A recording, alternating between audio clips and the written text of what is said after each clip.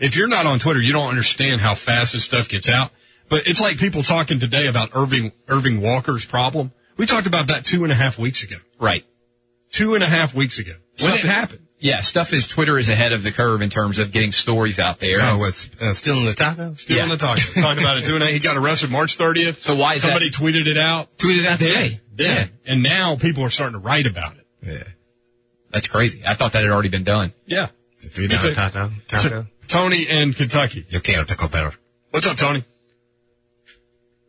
We're going to have to start with the firing, with the shooting. Tony. Has done it again? Oh, no. Come on. Tony set the tone wrong for the day. What happens when you let Kentuckians lead off? They're just not up to the challenge.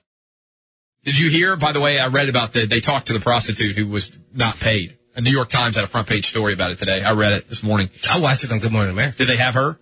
There you go. They didn't have her, but it was more than $150. $800. $800. And then he tried to give her $30.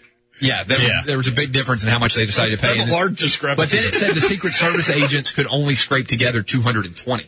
They might have had cash on them. They already given up their $800. Pesos and everything else. Erving Walker would have just run. Well, that still would have got him in trouble. Yeah, I thought that story is still just unbelievable.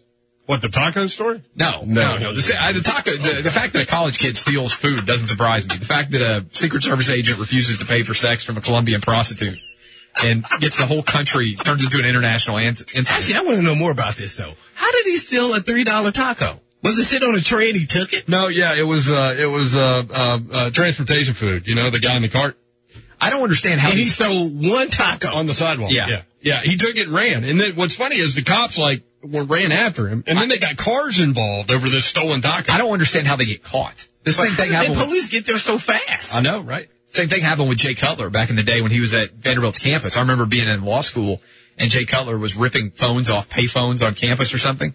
Why would that be a fun time anyway? I don't know. But the fact that he got caught, I remember thinking this is not a good sign for Vanderbilt football. That if you ever see VUPD, if I had gotten tackled by a VUPD in the open field, I would have been embarrassed. He got tackled? Oh, yeah. Oh, I didn't know that. They arrested him. It was when he was redshirting. Everybody's forgotten about it. He got chased down and taken down. Oh, yeah. That's when I was playing, too. Huh? Allegedly. He was 19, I guess 18 or 19. It was his freshman year at Vanderbilt. He's redshirted, so he didn't play that first year. I remember thinking, man, this guy, I don't feel very optimistic about his escapability in the NFL if VUPD got him. All right, so if the 3HL crew homework last night was to watch Day Jobs, your homework tonight, I want your take on OutkickTheCoverage.com of this Colombian prostitute ridiculous story.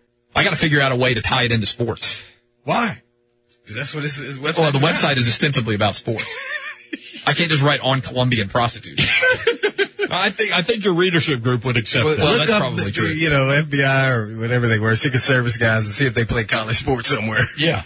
That's a good point. They probably did. And then I want the Dollywood George guy placed in the hallway at some point. Yes. He has to have some kind of key element to the story. Could you imagine the guy, trying to pay $30? What was her reaction? Obviously not good. Obviously, it led to an international incident. What is still amazing I saw the story that Blaine saw. They convinced her to leave after they gave her $225 or something. Yeah.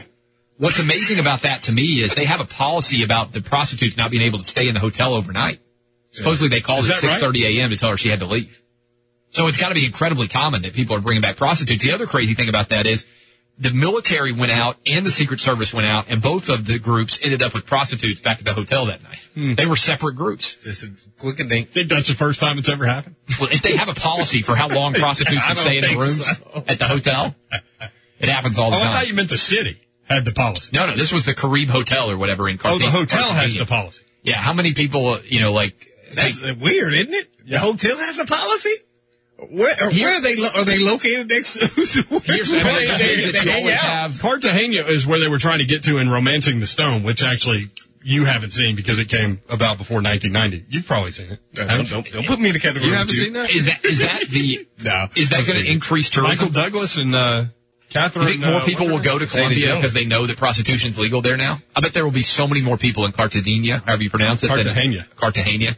Than would have ever been there before. No, I think they're already there. Hotel Caribe is all booked up. Hotel Caribe is booked for the next 5 years, like Phantom of the Opera back in the day on Broadway. You have to make a reservation 10 years in advance.